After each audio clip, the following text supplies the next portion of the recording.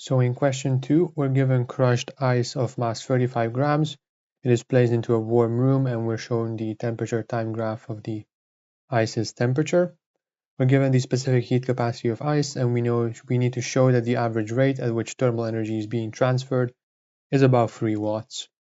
So the way we can do this is by considering the start of the graph where we see the temperature rising, because there we can use the equation that Q is equal to mc delta T.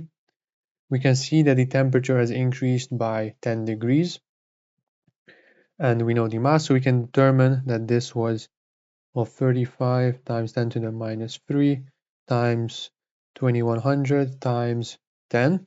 So the heat supplied was 735 joules in this time. And the reason we don't take this horizontal part of the graph is because there we do not have a delta T, and this formula only gives us the energy supplied when we have a change in temperature. If we have delta T of 0, then this formula assumes that there's no heat transfer. Obviously there is going to be heat transfer here, but we will talk about that in part 2. So we need to find the power. Power is energy over time. So we need to see how long did this heating up take. So we transferred 735 joules in well about 4 minutes. If we look, that will be about 4 rectangles.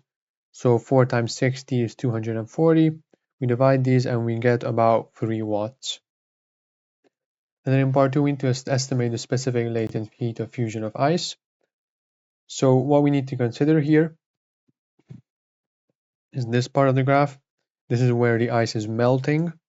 So we see that the melting was approximately 60 minutes, which meant that we had to apply this 3 watts of thermal energy transfer for 60 minutes. So the heat supplied will be 3 times 60 minutes times 60 seconds. So this will give us 11,016 joules. So this is how much energy we had to melt all of the ice. And we know that all the ice we had to melt, the energy we need for that is equal to L times M, where L is the specific latent heat of fusion of ice.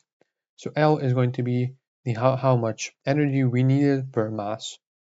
So that's this energy over the 0.035 kilograms of ice we had, which will give us 3.15 times 10 to the 5 joules per kilogram.